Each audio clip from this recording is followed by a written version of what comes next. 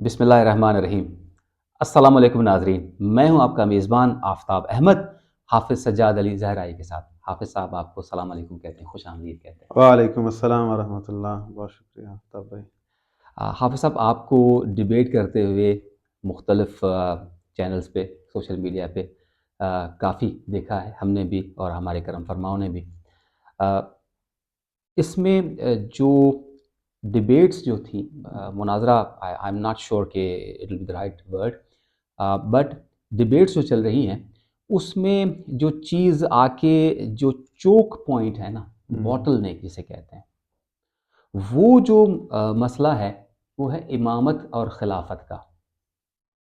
सबसे पहली बात ये कि अ, एक ही मसलक के अंदर बहुत सारी आरा पाई जाती हैं जो कि मुख्तलिफ हैं, बल्कि बहुत ज़्यादा कॉन्फ्लिक्टिंग की हद तक डिफरेंट हैं, मुख्तलिफ हैं।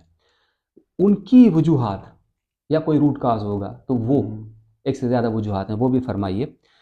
प्लस जो रसूल खुदा सल्लल्लाहु अलैहि वसल्लम के फरामीन हैं मुस्तनद किताबों में, तो उनके बारे में जब सरीहन अहादीस मौजूद हैं सही असनाद के साथ या हसन लेवल पे, तो फिर उम्मत में इख्तलाफ क्यों है? या ये कि बाज़ जो हज़रात हैं, अफ़राद हैं, वो उनका ख़्याल ये है कि जो 12 खुलफ़ा या 12 आइमा की हदीस है, तो 7-8 के बाद उनकी गिनती ख़त्म हो जाती है। या ये कि जिस तरह से गिनते हैं खुलफ़ाए राशिदीन, इमाम हसन को शामिल करते हैं, बाज़ औक़ात शामिल नहीं करते हैं, या उसके बाद यज़ीद को भी शामिल कर लिया जाता है। तो इतना ज़्यादा इख्तलाफ क्यों है? और जो मज़हब अहल बैत में जो 12 आइम्मा की जो रिवायत है, तो 12 के नाम भी आते हैं और 12वां पर्दा गैब में है, तो उनके नाम आते हैं। तो इसमें जो पेचीदगियाँ हैं वो क्या हैं? क्यों हैं? मसले का हल क्या हो सकता है? इसके बारे में फरमाइएगा। बिस्मिल्लाहिर्रहमानिर्रहीम। अल्हम्दुलिल्लाहि रब्बिल आलमीन वस्सलातु वस्सलामु अला सय्यदिल मुरसलीन व आलिहि ताहिरीन। आफ्ताब भाई, देखें ये जो आजकल डिबेट्स हो रही हैं, या मुनादरा तो नहीं कहते, क्योंकि मुनादरे का एक उसूल जी होता हाँ। है कि आप किताबें खोल के सामने बात करते हैं। तो खुदावंद मुताल का भी ये फरमान है कि कुल हातु बुरहानकुम इन कुंतुम सादिकीन। और बुरहान पेश करने से इख्तलाफात ख़त्म होते हैं, ना कि जन्म लेते हैं। बाद औक़ात जो है वो लोग कमेंट भी करते हैं कि इस बहस का नतीजा आखिर क्या निकला। देखें, जब आप गुफ्तगू करते हैं तो इसका मकसद कतन ये नहीं है कि आपकी गुफ्तगू के बाद जो है वो तब्दीली आ जाएगी और इस तरह से चीज़ें होंगी। जो लोग सुन रहे हैं वो ख़ुद फ़ैसला करेंगे। जब दोनों तरफ से आरा सुनते हैं, दोनों तरफ से जवाबात सुनते हैं, तो वो फ़ील करते हैं कि आया किसका जवाब मंतकी है, किसका जवाब गैर मंतकी है, और उनके लिए ख़ुद के सोचने के लिए एक नई चीज़ें उनके ज़हनों में आती हैं। तो यकीनन इनका फ़ायदा तो है ज़रूर, और कुछ ऐसे नुकात होते हैं, बाद लोग जो है वो उन चीज़ों को दोबारा कंसिडर करते हैं कि एक अकीदा काफ़ी सालों से जो है वो लेकर चल रहे होते हैं, फिर उन्हें कोई अच्छी दलील मिल जाती है तो दोबारा वो कंसिडर करते हैं, ये अच्छी बात है। दूसरा ये कि देखें, जिस तरह से आपने सवाल किया खिलाफत व इमामत पर, और आपने देखा होगा मुख्तलिफ़ प्रोग्रामों में कि मुख्तलिफ़ मुफ्ती साहिबान के साथ बैठना हुआ, जी। तो हर दफ़ा ये चीज़ सामने रखी। और देखें, जब आप किसी के भी साथ भी एक मौजू पर बात कर रहे हैं, तो पहले तो ज़रूरी ये है कि आप सुनें कि उनका अकीदा क्या है।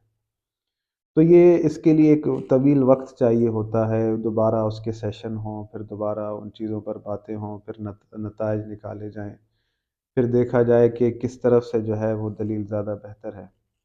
तो इंशाअल्लाह अगर मुस्तक़बिल में हुआ तो सारी चीज़ें जो हैं वो इंशाअल्लाह आहिस्ता-आहिस्ता वो क्लियर होती जाएँगी। मुख्तसरन फरमा दीजिए जो आप कहते मुख्तसरन मिसाल के तौर पर देखें कि एक दफ़ा एक मुफ्ती साहब के साथ बैठना हुआ, उनके सामने ये चीज़ रखी, क्योंकि हमारी जो सारी कंसंट्रेशन है वो रसूल खुदा सल्लल्लाहु अलैहि हैं। वालैहि वसल्लम की वसीयत के ऊपर है, कि रसूल खुदा सल्लल्लाहु अलैहि वालैहि वसल्लम ने अपनी ज़िंदगी में अपने औसिया का ऐलान किया और उनकी तादाद को फ़रमाया कि मेरे बाद मेरे 12 औसिया हैं। तमाम जो है मकातब फ़िक्र इस बात को मानते हैं, और मानते हैं तो तभी वो अगर उनसे कहा जाए कि इनके नाम लें, تو وہ نام لیتے ہیں، یا بعض اوقات ایسا بھی ہم نے دیکھا کہ پہلے جس مفتی صاحب کے ساتھ مفتی صاحب سے ہم نے یہ سوال کیا کہ 12 رسول خدا صلی اللہ علیہ وآلہ وسلم کے وصی کون ہیں، تو انہوں نے گنتے گنتے یزید کو بھی گنا، پھر یہاں پر آ کر وہ رک گئے۔ پھر اس کے بعد دوسرے مفتی صاحب کے ساتھ بیٹھے تو انہوں نے کہا کہ میں 12 امام والی حدیث کو ہی نہیں مانتا، جی ہاں، اور وہ پھر دیکھا تھا پروگرام ہم نے۔ میں مانتا ہی نہیں، پھر کہا اگر ہے بھی تو اس تناظر میں نہیں مانتے۔ تو پھر ہم نے یہ سوال کیا کہ کس تناظر میں مانتے ہیں، یعنی وہ تناظر رسول خدا کا بتایا ہو نا، ہوں لوگوں کا تو خود کا یعنی اگر اپنے ان کے تناظر کی بات ہے پھر تو وہ کسی صورت قابل قبول نہیں ہوگا۔ جو بھی تناظر ہے وہ رسول خدا صلی اللہ کہ علیہ وآلہ فرامین کی روشنی میں وسلم، ہو۔ ہاں، ان کی فراہمی، ان کی روشنی میں ہو۔ پھر جب تیسرے مفتی صاحب کے ساتھ بیٹھے تو انہوں نے جو ہے وہ خلافت کو 30 سال تک جو ہے وہ حدیث سنائی اور اس کو محدود کیا۔ تو یہ سوال ہم نے اٹھایا کہ اگر آپ اس کو 30 سال رسول خدا کے فرمان کے مطابق کہہ رہے ہیں کہ رسول خدا نے فرمایا تھا کہ میری نہج پر جو ہے خلافت چلے گی 30 سال تک، تو جب رسول خدا کہہ رہے ہیں کہ میرے بعد میرے 12 وصی ہوں گے تو پھر وہ 30 سال میں وہ ہوں پورے ہونے چاہیے، کیونکہ رسول خدا کے اپنی طرف منسوب کیے ہوئے ہیں، تو اس مدت کے اندر وہ 12 بھی پورے نہیں ہوتے۔ تو لہذا یہ چیزیں جب ہم مد نظر رکھتے ہیں تو اس چیز چلو کو قطع کلام کی معافی چاہتا ہوں۔ دیکھیے 12 خلفاء آپ صلی اللہ علیہ وآلہ وسلم کے تواتر کے ساتھ ہیں، اور آپ کی آخری نبی ہے نا، جی ان کے بعد کوئی نبوت تو نہیں آنی، تو ہوں 12 ان کے جو اوصیاء خلفاء یا ائمہ جو بھی آپ کہہ لیں، ہوں، تو وہ قیامت تک ہوں گے نا۔ اسٹریٹ بالکل فارورڈ سیدھی سی بات ہے، اس سیدھی میں سی بات ہینڈز ڈاؤن روز روشن کی طرح آیا ہے، اس میں کسی یقین دلیل کی بھی ضرورت نہیں پڑے گی کہ آپ کی امت آخری زمانے تک ہے، ہوں تو خلفاء 12 کی جب بات ہے تو 12 آخری زمانے تک پورے ہو جانے چاہیے۔ ہوں، بالکل ایسا ہی ہے، اور یہ جو ہے سلسلہ امام مہدی تک ہے، اللہ کیونکہ دیکھیں نا، پہلے تو ایک چیز ہم یہ سمجھ لیں کہ رسول خدا صلی اللہ علیہ وآلہ وسلم نے جب یہ فرمایا کہ میرے بعد میرے 12 جانشین ہیں، 12 خلفاء ہیں، 12 امیر ہیں، تو جب ہم رسول خدا کا یہ فرمان دیکھتے ہیں کہ رسول ہوں، خدا نے فرمایا کہ میں تم میں 2 گراں قدر چیزیں چھوڑے جا رہا ہوں، ایک کتاب اور دوسرا میرے اہل بیت، حدیث یعنی ثقلین کی طرف حدیث اشارہ کر رہے ثقلین۔ اور جب ہم یہ رسول خدا کا یہ فرمان سنتے ہیں، رسول خدا نے اس پر اپنی مہر لگائی ہے کہ میں محمد اس بات کی ضمانت دیتا ہوں کہ اگر تم ان سے متمسک رہو گے تو کبھی گمراہ نہیں ہوگے۔ یعنی اگر رسول خدا صلی اللہ علیہ وآلہ وسلم یہ کہہ رہے ہیں کہ ان سے متمسک رہو گے، گمراہ نہیں ہوگے، تو پھر جو رسول خدا وصیت فرما رہے ہیں کہ میرے بعد میرے 12 جانشین ہوں گے، تو یقیناً وہ اسی اہل بیت میں سے ہوں گے۔ یہ تو ایک کامن سینس کی بات ہے، یہ ممکن ہی نہیں ہے کہ ذرا رسول معاف کیجیے گا، common sense is not common practice یہ مسئلہ ہے دراصل۔ ایسا ہے۔ تو یہاں پر جو ہے نا، پھر ان کو جدا کرنا کسی صورت بنتا نہیں ہے کہ رسول خدا نے کہا ہو کہ میں تمہارے لیے اپنے اہل بیت اور قرآن چھوڑ کر جا رہا ہوں اور خلافت کا سلسلہ کہیں اور سے چل رہا ہو، یہ ممکن نہیں ہے۔ سیدھی سی صاف واضح بات ہے، اگر اہل بیت کے علاوہ کوئی ایسی اور چیز ہوتی، کوئی ایسی اور راہ ہوتی، تو رسول خدا خود اپنے اہل بیت کو یہ کہتے کہ تم جو ہے میرے بعد اس راہ کی پیروی کرنا ہے، کوئی بھی ہو۔ مطلب فار ایگزامپل آپ سمجھ لیں کہ میں تم میں مثال کے طور پر اپنی جماعت چھوڑ کے جا رہا ہوں، تم بھی ان کی پیروی کرنا، ایسا کچھ بھی نہیں ہے۔ رسول خدا صلی اللہ علیہ وآلہ وسلم نے واضح پیغام دیا قیامت تک اپنی امت کے لیے کہ میں تم میں قرآن اور اہل بیت چھوڑ کر جا رہا ہوں، تو یقیناً اب جو رسول خدا جن کا کہہ رہے ہیں کہ میرے وصی ہیں، وہ اسی اہل بیت میں سے ہونے چاہیے۔ دوسرا آپ صلی اللہ علیہ وآلہ وسلم کے جو اوصیاء ہونے چاہیے، جی it's simple straightforward logic, ہوں سمپل سادہ سی بات ہے ہوں کہ جناب والا وہ ان صفات کے حامل ہونے چاہیے جو صفات آپ صلی اللہ علیہ وآلہ وسلم کا خاصہ تھی۔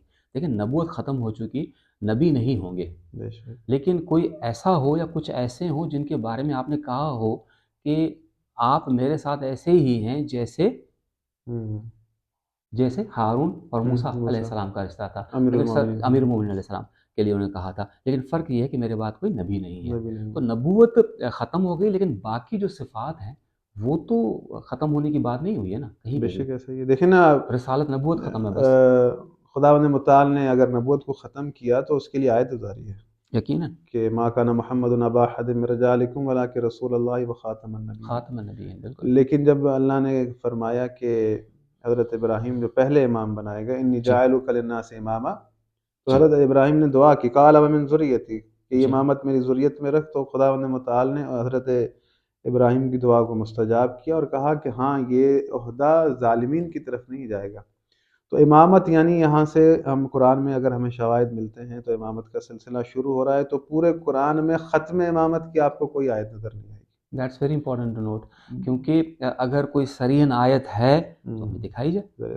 جس طرح سے نبوت کے تمام ہونے کی آیت ہے، تو بالکل امامت کے تمام ہونے کی کوئی آیت نہیں ہے۔ بالکل یہ ایک سمجھ لیں کہ دین کی ضرورت کا نام ہے، رہبری، امامت، جو دین کے تمام امور کو جانتا ہو، جو قرآن کے علوم کا تمام کے تمام کے خزینہ دار ہو۔ جاننے والا ہو۔ دیکھیں میں نے پروگرام میں بھی کہا تھا کہ قرآن تنہا نہیں ہے، اس قرآن کا وارث ہے، آج بھی اس دور میں قرآن کا وارث ہے، اور قرآن خود اس بات کی گواہی دے رہا ہے، قرآن کی آیات ہیں اور اس بات کی آیات گواہی دے رہی ہیں کہ میں تنہا نہیں ہوں، میرا وارث ہے۔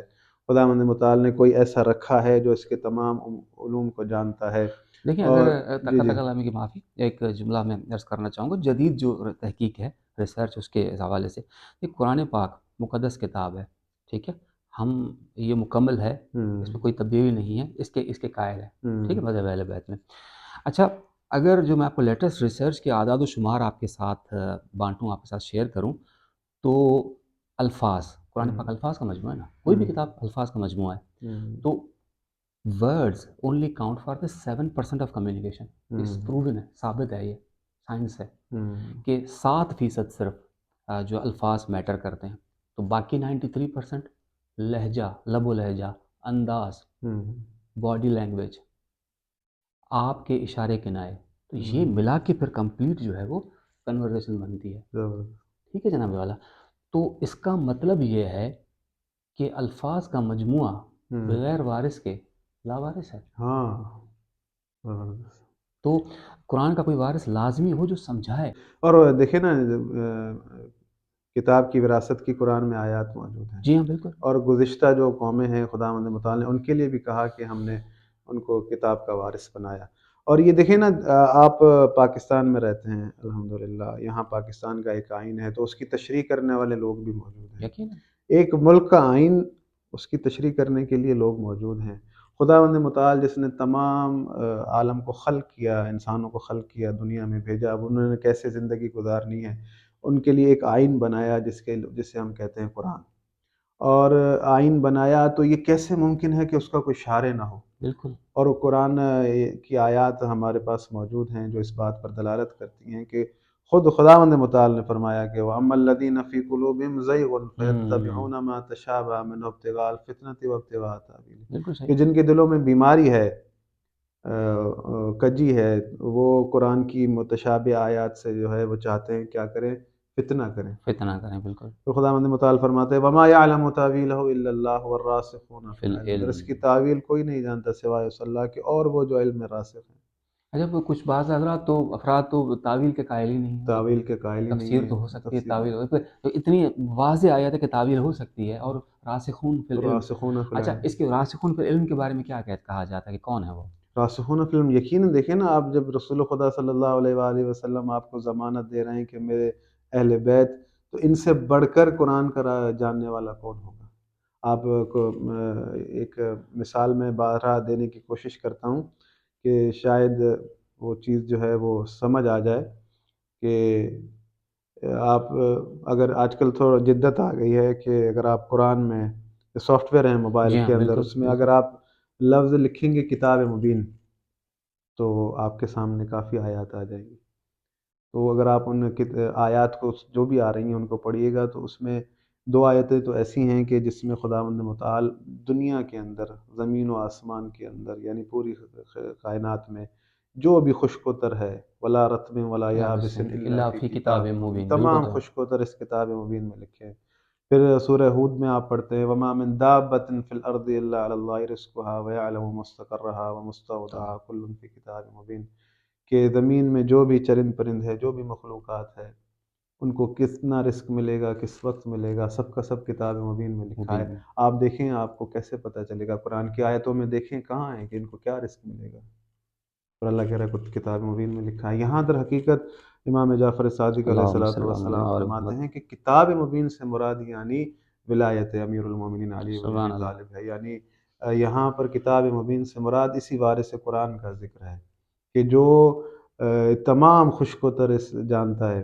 اور امام مبین بھی انہیں کو کہا گیا سورہ انہیں کو یاسین میں، مولا بالکل شاہین کہا ایسا گیا ہے، نام ہے. روایات موجود ہیں کہ رسول خدا صلی اللہ علیہ وآلہ وسلم سے پوچھا گیا کہ وَكُلَّ شَيْءٍ أَحْصَيْنَاهُ فِي إِمَامٍ مُبِينٍ کی اس آیت کی تفسیر میں یہ روایت موجود ہے. رسول خدا سے پوچھا گیا یا رسول اللہ آیا امام مبین توریت ہے؟ پھر سوال ہوا آیا امام مبین زبور ہے؟ آیا امام مبین قرآن ہے؟ تو پھر رسول خدا امیر المومنین وہاں وارد ہوئے اس محفل میں جس میں بار بار یہ سوال ہو رہا تھا امام مبین کے بارے میں. تو رسول خدا نے امیر المومنین کی طرف اشارہ کر کے فرمایا کہ ھذا امام مبین، سبحان یہ اللہ، امام مبین. سبحان اور اللہ. دیکھیں نا رسول خدا کے جانے کے بعد بھی امام مبین ہی تھا جو لوگوں کو علوم قرآن سے واقفیت دلواتا تھا، لوگوں کی مشکلات کو حل کرتا تھا. تمام کے تمام لوگ، یہ تو آج کل سوشل میڈیا کا دور ہے، بڑے بڑے الحمدللہ علماء، بڑے بڑے مفتی صاحبان اس بات کے قائل ہیں، بلکہ اس فضیلت کو پڑھتے ہیں کہ تمام کے تمام رسول خدا صلی اللہ علیہ وآلہ وسلم کے اصحاب جب بھی کسی شرعی مسئلے میں پھنستے تھے تو امیر ان المومنین کی سے طرف رجوع کرتے تھے، رجوع ان کرتے سے تھے. پوچھتے تھے. بالکل. کیونکہ امیر المومنین ہی وہ ذات اللہم ہیں جو صلی اللہ. رسول خدا کے بعد سب سے بڑھ کر عالم ہیں، رسول خدا کے بعد سب سے بڑھ کر احکم ہیں.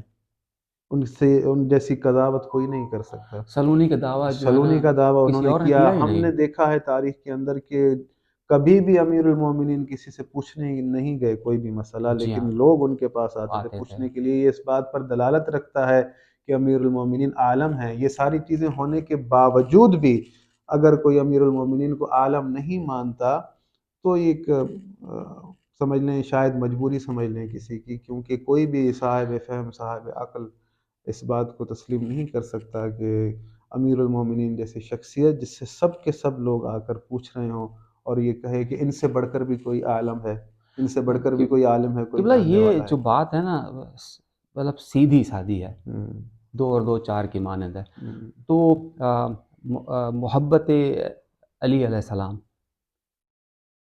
اس کے علاوہ کوئی جو ہے دوسری چوائس ہی نہیں ہے. ہوں. تو یہ اٹس ناٹ لاجیکل کہ آپ جو ہے مولا علی کو جو ہے صرف نظر کر دیں. کیا وجہ ہے آپ کی؟ کیا وجہ ہے آپ کے ذہن میں اس کی؟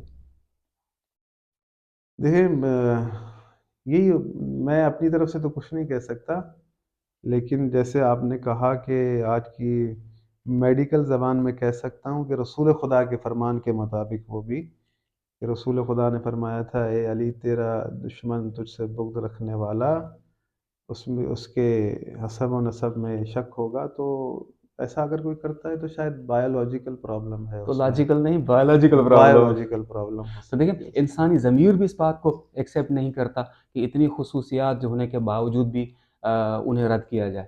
بے شک ایسا ہی ہے. اب تو کہہ دیجئے نا کہ یہ ضمیر کا نہیں خمیر کا مسئلہ ہے.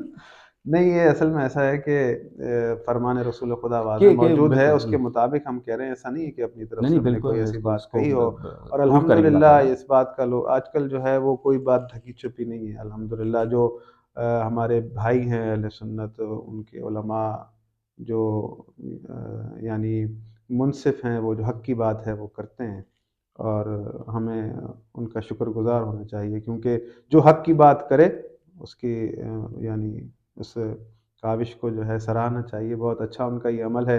خداوند متعال ان کی توفیقات میں اضافہ آمین. فرمائے. بہت سے علماء ہیں الحمدللہ ماشاءاللہ محمد و آل محمد علیہ السلام کے فضائل سناتے ہیں.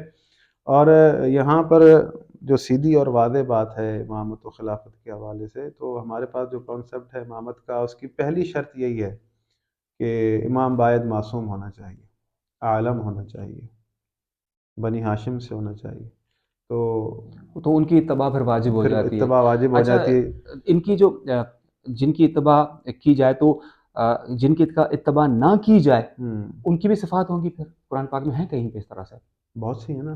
کوئی ایک نمونے کے طور خداوند پہ. متعال نے سورہ کہف میں فرمایا وَلَا تُطِعْ مَنْ أَغْفَلْنَا قَلْبُهُ عَنْ ذِكْرِنَا وَاتَّبَعَ هَوَاهُ وَكَانَ أَمْرُهُ فُرُطًا، کہ کسی ایسے کی اطاعت مت کرو کہ جس کا قلب اللہ کے ذکر سے خالی ہو، جو اپنے ہوائے نفس کا پیروکار ہو.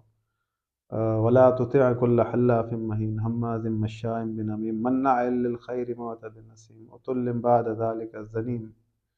خداوند متعال کہہ رہا ہے کہ یہ ساری آیات ہیں.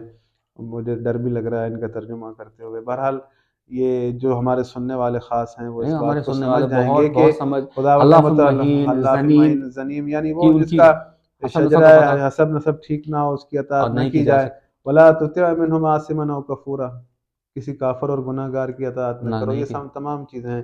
تو یہاں پر ہمیں ہوں، اس بات کو خیال رکھنا ہوگا کہ ہوں، رسول خدا صلی اللہ علیہ وآلہ وسلم کے بعد جو ہمارے پاس سلسلہ ہے اس معیار پر اگر کوئی بہترین آتا ہے تو وہ رسول خدا صلی اللہ علیہ وآلہ وسلم کا خود السلام. کا خاندان ہے، جن کے سمجھ لیں کہ حسب نسب جیسا پورے عالم میں کسی کا ایسا حسب نسب نہیں. ان کی طہارت کی قسمیں خداوند متعال نے اپنے کلام میں کھائی ہیں. بالکل صحیح. جو تمام کیٹیگریز جو قرآن میں، جو شرائط قرآن میں کسی کے لیے ہیں فراہم، وہ تمام کی تمام جو ہے وہ رسول خدا کے اہل بیت میں امیر المومنین امام حسن حسین. دیکھیں، جنت کی سرداری کا عہدہ ملنا کوئی عام بات نہیں ہے. خداوند متعال امیزنگ، نے بالکل انہیں صحیح. جنت کی جوانوں کی سرداری عطا فرمائی ہے. امیر المومنین کے لیے یہ ایسا میزان ہے کہ مومن اور منافق ان کے ذکر سے پہچانے جاتے ہیں. اتنی فضیلتوں کے باوجود، اتنے یعنی کمالات کے باوجود بھی جو ہے اگر ان کے فضل کا انکار کیا جائے، ان کے علم کا انکار کیا جائے تو یہ بات سمجھ میں نہیں آتی. تو امید ہے کہ جب بھی بات کی جائے یا ہم بات کرتے ہیں تو اگر دلیل اچھی ہے، صحیح ہے، بغیر کسی بغض کے، تو انسان کو اس چیز کو تسلیم کر لینا چاہیے. تو بعض اوقات ہم یہ سوچتے ہیں کہ یار اتنی بہترین دلیل بھی دی، سب کچھ کیا، پھر بھی نہیں مانتے لوگ، تو یہ چیزیں سمجھ میں نہیں آتی. تو آپ جی سائنس سے زیادہ وہ رکھتے ہیں تو جی جی، آپ کے میں عرض پاس. کرتا ہوں قبلہ، بڑی واضح وجہ ہے، بالکل صحیح فرمایا آپ نے. دیکھیں، ان کو کہا جاتا ہے ذہنی فطور، کاگنیٹو بائسز کہا جاتا ہے. کچھ کا میں ذکر کروں گا جو آپ نے بڑے بات کی، اس سے ریلیونٹ، اس سے متعلق، کہ بڑی واضح چیز ہوتی ہے پھر بھی جو ہے ہم یا کچھ افراد اس کو بالکل مسترد کر دیتے ہیں، ان کے قریب سے جو ہے نا وہ گزرتی نہیں وہ چیز. دیکھیں، ایک ذہنی فطور ہے کاگنیٹو بائس. اچھا، بائس کا ترجمہ ہم جو ہے تعصب والا نہیں کریں گے، یہ ایک سماجی سائنس کی جو ہے وہ اصطلاح ہے جناب. ایک جو بائس ہے اس کا نام ہے اینکرنگ بائس، لنگر انداز فطور. Let's translate it in Urdu like that. اس میں کوئی چیز، کوئی بات کسی بھی وجہ سے اگر ہمارے ذہن میں آ جائے، چاہے وہ بچپن کی پرورش کی وجہ سے ہو یا ماحول کے اثر کی وجہ سے ہو، نیچر کی وجہ سے ہو، نرچر کی وجہ سے ہو، تو وہ ذہن میں بیٹھ جاتی ہے اور اس کو ہم صحیح سمجھتے ہیں اور اس سے مختلف، ایون کہ متصادم میں نہیں ہو، اسے مختلف چیز کو ہم پھر غلط کہتے ہیں. تو صحیح اور غلط کا پیمانہ یہ ہوتا ہے. ٹھیک ہے جناب والا. تو آپ نے دیکھا ہوگا کہ بچپن سے جس طرح سے ہم جس ماحول میں پلے بڑے ہیں، جو ہماری دوستی یاری ہے، جو ہمارا اٹھک بیٹھک ہے، اس میں سے جو چیزیں ہم نے جذب کر لی، اپنا لی، ایبزارب کر لی، تو وہ ہمارا اینکر بن جاتا ہے. اس سے تھوڑا سا بھی مختلف چیز ہمیں ملی تو بغیر تحقیق کے ہم اس کو رد کر دیتے ہیں. یہی وجہ ہے محترم سامعین کہ اگر ہمارا کوئی بنا ہوا ہے عقیدہ کسی بھی وجہ سے، تو ضعیف ترین حدیث بھی اس کی تائید میں اگر وارد ہوئی ہے تو بغیر زیادہ سوچے سمجھے ہم اس کو لے لیتے ہیں. اگر اس کی رد میں انتہائی ایک مستند صحیح سند حدیث موجود ہے تو بھی ہمیں وہ اپیل نہیں کرے گی، ہم اس کے ساتھ سے گزر جائیں گے. ایک اور اس کے ساتھ جو باعث فطور مل کے جو کام کرتا ہے، لیتھل کمبینیشن جس کے کہتے ہیں، خطرناک جوڑ جو ہے، اس کو کہتے ہیں کنفرمیشن باعث. کنفرمیشن باعث یہ ہے کہ اگر ہمارا اینکر بن چکا ہے، اس سے ملتی جلتی کوئی چیز آئی تو ہم اس کو لے لیں گے، اس سے مختلف چیز آئی ہم اس کو چھوڑ دیں گے. اب یہ دونوں باعث جب ایک ساتھ کام کرتے ہیں نا تو بہت ہی خطرناک اس کا نتیجہ ہے. دیکھیں، دو چیزیں پازیٹیو یا نیگیٹو، مثبت یا منفی، اگر ایک ساتھ مل کے ایک دوسرے کی سپورٹ میں، ایک دوسرے کی مدد میں کام کرتی ہیں تو ایک قانون، ایک قدرت ہے، فطرت ہے، اس کا اطلاق ہوتا ہے. اور اس قانون کا نام ہے لا آف سینرجی، یعنی قانون برکت. مختصر ترین الفاظ میں سامعین ناظرین یوں سمجھیں کہ اگر قانون برکت کو میں ڈیفائن کر رہا ہوں کہ اگر میرا یہ ایک ہاتھ فرض کیجئے کہ اکیلے میں 5 کلو تک کا وزن اٹھا لیتا ہے اور میرا دوسرا یہ ہاتھ اکیلے میں 5 کلو وزن اٹھا لیتا ہے، تو دونوں مل کے 5 اور 5 10 نہیں بلکہ 12-15 کلو اٹھا لیں گے۔ اس کو کہتے ہیں قانون برکت۔ اسی کے تناظر میں آپ نے ڈیئر ویورز دیکھا ہوگا کہ جو کہاوت ہیں کہ جی جوائنٹ فیملی سسٹم اچھا ہوتا ہے، یا ایک اور ایک 11، ٹھیک ہے، اس طرح کی آپ نے مقولے سنے ہوں گے۔ تو یہی چیز منون، یہ دو فطور آپس میں جب ملتے ہیں نا تو negatively law of energy apply ہوتا ہے منفی طور پہ، یعنی ایک تو کنفرمیشن باعث، وہ بھی کس سے، پہلے سے موجود ایک باعث کے ساتھ مل کے کام کرتا ہے۔ تو اینکرنگ باعث اور کنفرمیشن باعث جب مل کے کام کرتے ہیں نا تو بندہ جو ہے مزید سوچنے سمجھنے کی کوشش ہی نہیں کرتا، اس کے لیے وہ ضعیف حدیث بہت ہوتی ہے، اور صحیح اس سند بات جو ہے اس کو اپیل بالکل نہیں کرے گی۔ تو لہٰذا قبلہ آپ نے صحیح فرمایا کہ جو ہم سے ہمارے پہلے سے موجود جو عقائد بنے ہوئے ہیں اس کے مطابق ہے تو وہ ان کو اپیل کرے گی۔ ایسا ہی ہے۔ دیکھیں نا، اگر آپ کوئی چیز، جیسا کہ آپ نے بڑا اچھا ڈیفائن کیا سائنسی اس انداز میں، بہت مجھے کچھ سیکھنے کو ملا، اور جزاک مجھے اللہ، ایسا لگ رہا ہے کہ آپ سے کلاس لینی پڑے گی الگ سے ان چیزوں کو سمجھنے جزاک کی۔ اللہ۔ 100 کے قریب جو ہیں آ، کاگنیٹو بائسز ہیں۔ ہاں، پھر ہم یہ تو ایک ہوا نا، دو دو 99 اور دو دو ہو دو گئے، جی، پھر 98 اور مزید جو ہے 98 اس پر ہو گئے، بالکل بحث کریں گے جی جی۔ انشاءاللہ۔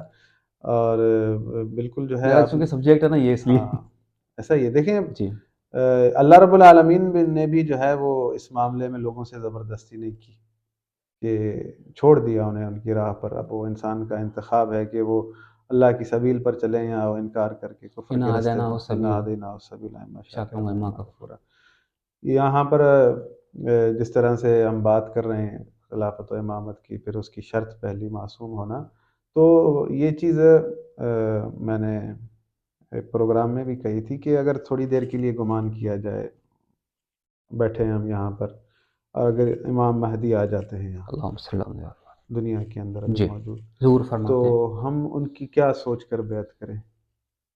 اپنے جیسا انسان، یا ایک معصوم امام یا معصوم رہبر جو گناہوں سے پاک ہو، جو اشتباہ سے پاک ہو، اگر تو ہم انہیں اپنا جیسا سمجھیں پھر تو یہ انتظار کا فلسفہ ہی ختم۔ رسول خدا کی وصیت جو ہے وہ ایک ایسے شخص کے لیے ہے جو اس درجے سے ہٹا ہوا ہے۔ یہ عصمت کا ہونا در حقیقت کوئی فضیلت نہیں ہے، یہ دین کی ضرورت کا نام ہے سبحان اللہ، کہ رسول خدا صلی اللہ علیہ وآلہ وسلم معصوم ہیں۔ بڑا کمال جملہ آپ نے عطا کیا، میں ہاں، آپ کو روکوں گا یہاں پہ، وہ یہ کہ عصمت کا ہونا یہ فضیلت محض نہیں ہے ہوں، بلکہ دین کی دین کی ضرورت ضرورت کا نام ہے، ضرورت کا نام۔ ضرورت کا امیزنگ نام۔ امیزنگ، کیونکہ دیکھیں جہاں علم ہوتا ہے نا، جہاں علم ہوتا ہے تو وہاں پر انسان خطا اور اشتباہ سے بچتا ہے۔ جب آپ بالکل اللہ کی طرف سے لوگوں کے بیچ میں، لوگوں کے درمیان میں موجود ہیں، اللہ کی طرف سے جو ہے وہ آپ لوگوں پر حجت ہیں، اللہ نے آپ کو اپنی حبل اللہ کہا ہے آپ کو، یعنی اپنی رسی کہا ہے، بالکل، حبل اللہ اور المتین،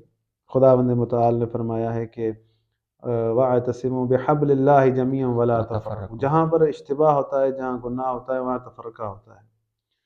تو اللہ رب العالمین کا یہ کہنا کہ میری رسی کو تھامو پھر تم اور گمراہ نہ ہو، تو یعنی در حقیقت اگر اللہ کی رسی کو انسان تھام لیتا ہے جی تو وہ گمراہ نہیں ہوتا، تفرقے میں نہیں پڑتا۔ یعنی اگر اللہ کی رسی اگر ہم تھامیں، رسول خدا صلی اللہ علیہ وآلہ وسلم نے فرمایا ہے کہ گمراہ نہیں ہوگے، تو یقیناً یہ آیت بھی بالکل رسول خدا کی عین وصیت کے مطابق آیت جو ہے، اور رسول خدا کی وصیت، یعنی دونوں کو آپ ملا لیں تو وہ اہل بیت ہی اللہ کی رسی ہیں، اور ولایت امیر اللہم المومنین صل، ہی ہے کہ جو ہمیں گمراہ ہونے سے بچائے گی، اور جو ہمیں گمراہ ہونے سے بچائے، جو اس یعنی سبب ہو گمراہی سے بچانے کا، تو وہ یقیناً باید معصوم ہونا چاہیے۔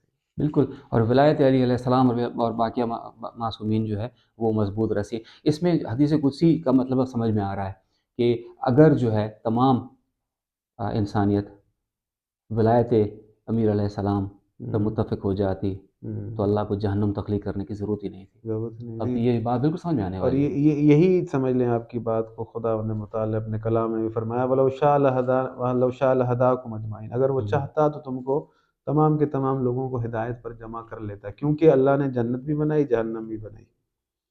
جنت اور جہنم بنایا ہے تو یعنی خداوند متعال اگر جنت دے رہا ہے تو کسی وسیلے کے ذریعے سے، وہ میں نے عرض کیا تھا پہلے بھی ایک پروگرام میں کہ بہت ہی پیاری خوبصورت آیت ہے، انویٹیشن کارڈ ہے کہ جی ہاں، واللہ یدعو الی دار السلام دار ویہدی من السلام، یشاء الی صراط مستقیم، کہ اللہ تمہیں پکارتا ہے، دعوت دیتا ہے دار السلام کی طرف۔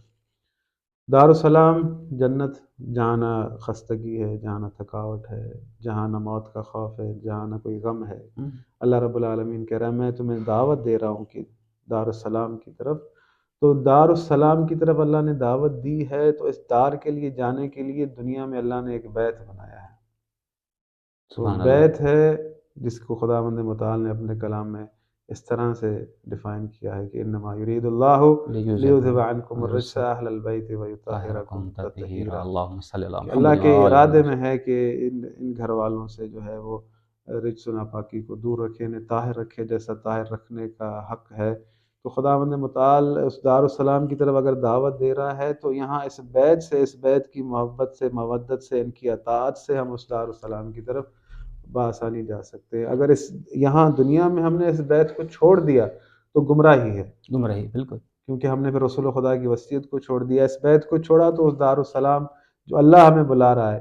دیکھیں تمام کے تمام انسان پکارے جا رہے ہیں، دعوت دیے جا رہے ہیں کہ آؤ میں تمہیں اللہ دعوت دیتا ہوں دار السلام کی طرف، لیکن اللہ رب العالمین نے اس دار السلام کی سرداری کسے دی؟